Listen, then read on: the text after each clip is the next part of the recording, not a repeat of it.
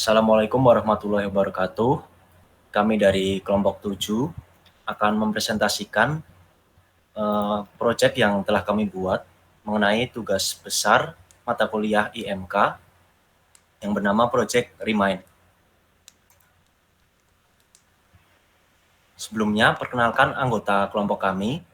Ada Altaf Tegar Sofyan, Revaldo Risanta Damaisa, Muhammad Ihab Aufarafi, dan Farhan Nafi Muhammad. Oke, dengan menggunakan desain sprint, kita dapat memanfaatkan teknologi untuk menciptakan desain dengan lebih efisien dan efektif yang dapat mempermudah proses penjadwalan. Sistem penjadwalan Remind yang kami desain sedemikian rupa merupakan sistem yang dapat mewujudkan keinginan hidup lebih disiplin. Dengan menggunakan sistem ini, dapat lebih efisien untuk menjadwalkan kegiatan sehari-hari. Remind, kami rasa akan menimbulkan respon, baik respon positif maupun respon negatif. Karena pada dasarnya semua hal memiliki pro dan kontra. Untuk itu, perlu dilakukan analisis untuk mengetahui seberapa besar pengguna layanan yang setuju dan merasa lebih nyaman dengan layanan Remind ini. Diharapkan dengan adanya analisis ini, mempermudah bagi kami untuk selalu memperbaiki layanan yang ada pada Remind, sehingga semakin hari semakin baik.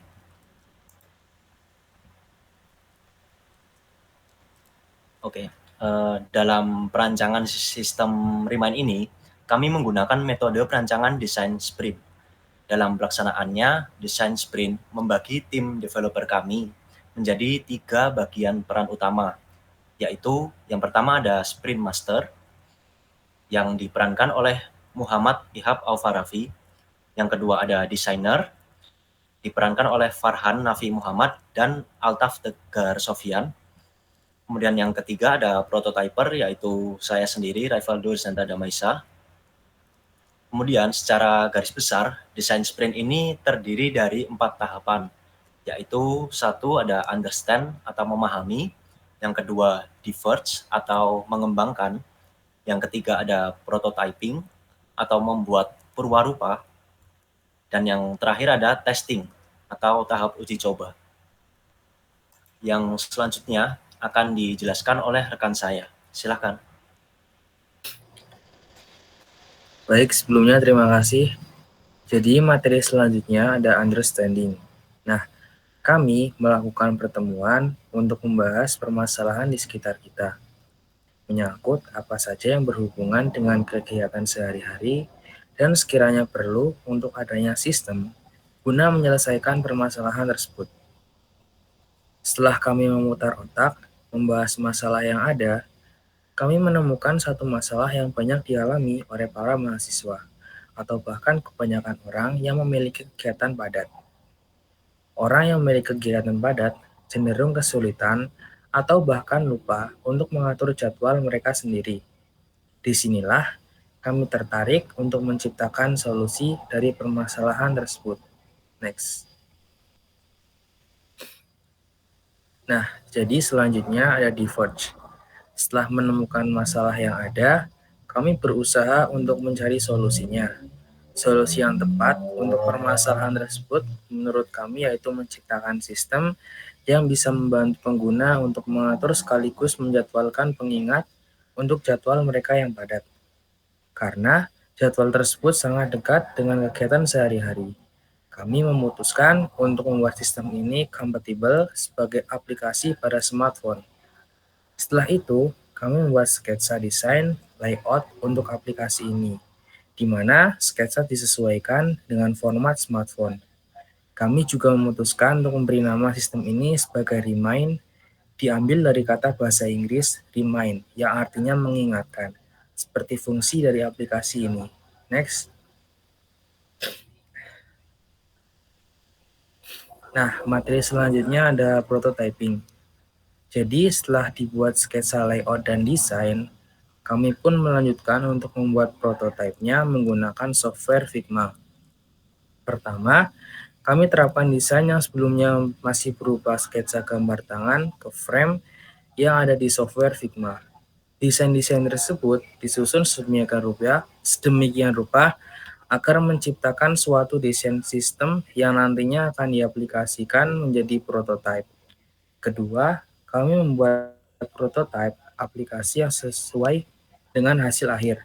Alur aplikasi sistem ketika digunakan, ditekan, dan sebagainya dibuat pada tahapan ini. Next. Nah, selanjutnya ada testing. Jadi, kami itu menggunakan Google Form untuk mengumpulkan data penguji dari pengguna. Setelah itu, pengguna melakukan uji coba terhadap demo desain sistem kami bersamaan dengan mengukur waktu dari setiap tugas atau tes yang telah diberikan. Pengguna memasukkan data ke dalam Google Form. Pengguna juga diajukan 10 pertanyaan terkait kesannya saat menguji demo Remind. Setelah data berhasil dikumpulkan, barulah dilakukan analisis mendalam. Untuk materi selanjutnya akan dilanjutkan oleh rekan saya. Baiklah, analisis heuristic evaluation. Mempunyai 10 kriteria evaluasi dan setelahnya menguji cobakan sistem kepada anggota tim kami. Berikut adalah analisis lengkapnya. Ada di tabel di bawah ini. Bisa dilihat pada tabel di atas bahwa skor rata-rata pada keseluruhan kriteria evaluasi untuk semua tugas adalah 1,86 atau pada tingkat 44 sampai 57%. Dan termasuk dalam kode 4 yang berarti desain ini mempunyai minor issue atau mempermasalahkan yang tidak besar menurut analisis heuristic evaluation. Next. Testing usability, analisis usability testing. Setelah 10 pertanyaan diajukan ke 16 pengguna yang berbeda, ditemukan data seperti pada tabel berikut. Misal di paling atas ada Solahuddin Zangki. Dia Q1 5, Q2 1, Q3 5, Q4 1, Q5 5, dan seterusnya, dan hasilnya dia 100. Jika kita bedakan dengan Muhammad Ilham yang kedua, dia Q1 2, Q2 1, Q3 4, dan seterusnya, dan hasilnya 7,5. Next. Analisis usability testing. Menurut data-data tadi, rata-rata hasil tes dari 16 pengguna menunjukkan nilai 79,5 yang berarti masuk dalam skala C atau good mendekati B atau excellent. Seperti kalian lihat di gambar di atas ya. Selanjutnya akan dijelaskan oleh teman saya. Baik, terima kasih atas waktunya, Mas.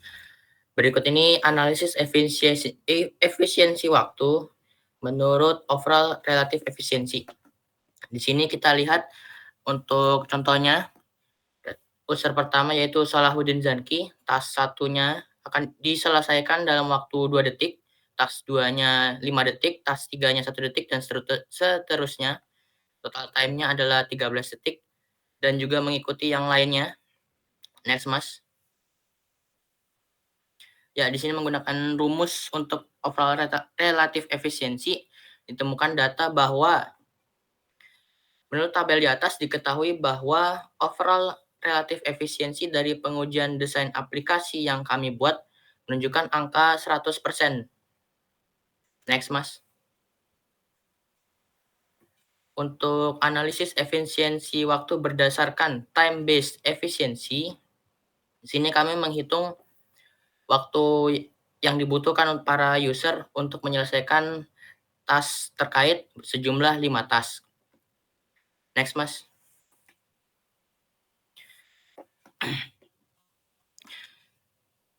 Dengan menggunakan rumus time-based efficiency, temukan data sejumlah yang ada di tabel di samping kanan ini. Menurut tabel di atas, diketahui bahwa time-based efficiency dari pengujian desain sistem yang kami buat adalah setiap user membutuhkan membutuhkan waktu 0,448 goals per second. Next, Mas. Untuk selanjutnya, kami akan mendemonstrasikan dari desain aplikasi yang sudah kami rancang, yaitu Remind. Nah, ketika pertama kali membuka aplikasi Remind ini, kita akan disuguhkan dengan tampilan seperti ini. Di sini ada logo Remind, dan di sini ada tulisan Tap Anywhere. Ya, di sini untuk masuk ke aplikasi kita bisa tekan sebelah mana saja. Ya. Nah, di sini akan terlihat tampilan seperti kalender ya. Kalender. Di sini ada simbol seperti bulan. Di sini kita bisa tekan untuk masuk ke dark mode. Seperti ini. Tampilannya berubah menjadi dark mode. Untuk kembali ke light mode, kita bisa menekan logo matahari ini. Seperti itu. Nah, masing-masing dari tanggal ini kita bisa tekan untuk mengatur jadwal. Nah, contohnya kita tekan tanggal 29 hari ini. Nah, akan muncul tampilan seperti ini. Di sini kenapa ada tulisan empty? Itu artinya masih belum ada jadwal yang pengguna atur. Nah, untuk mengatur jadwal, kita bisa menekan simbol plus, logo plus ini. Ya, seperti itu ya. Kita bisa edit atau menambahkan jadwal baru, remove, menghapus jadwal, atau exit, keluar. Jika tidak jadi membuat jadwal. Seperti itu. Nah, di sini ada tanda anak panah ke kiri dan kanan. Itu untuk menggeser tanggal. Ini kan sekarang tanggal 29. Kita geser. Kemudian tanggal selanjutnya. Seperti itu ya. Untuk kembali ke tampilan awal, kita tekan silang. Nah, di sini ada logo titik 3. Kita bisa tekan untuk jam to date atau membuka settings, membuka pengaturan. Seperti itu untuk demonstrasinya. Kita lanjut ya. Oke.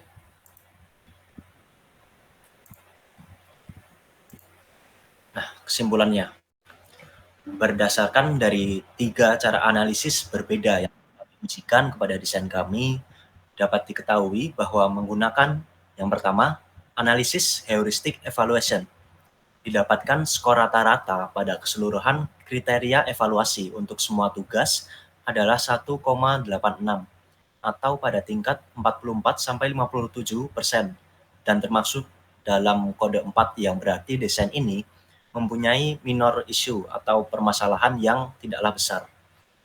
Yang kedua, menggunakan analisis usability testing, didapatkan rata-rata hasil tes dari 16 pengguna menunjukkan nilai 79,5 yang berarti masuk dalam skala C atau good mendekati B atau excellent.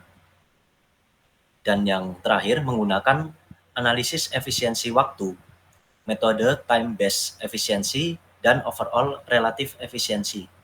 Didapatkan overall relative efisiensinya sebesar 100%, yang berarti semua pengguna dapat menyelesaikan tugas yang diberikan secara efisien.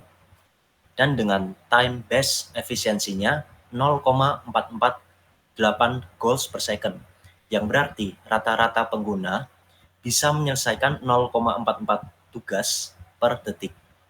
Dari hasil ketiga analisis tersebut, menunjukkan bahwa desain sistem yang telah kami buat bernama Remind ini cukup memuaskan dan cukup baik untuk para pengguna yang telah mengujinya. Meski demikian, tetap ditemukan beberapa kelemahan dari desain kami yang di kemudian hari bisa menjadi pertimbangan untuk bagi kami lebih disempurnakan lagi. Seperti itu. Ya, sekian pemaparan yang kami bawakan mengenai proyek yang telah kami buat, aplikasi Remind ini. Jika ada kurang dan lebihnya, kami mohon maaf. Wassalamualaikum warahmatullahi wabarakatuh.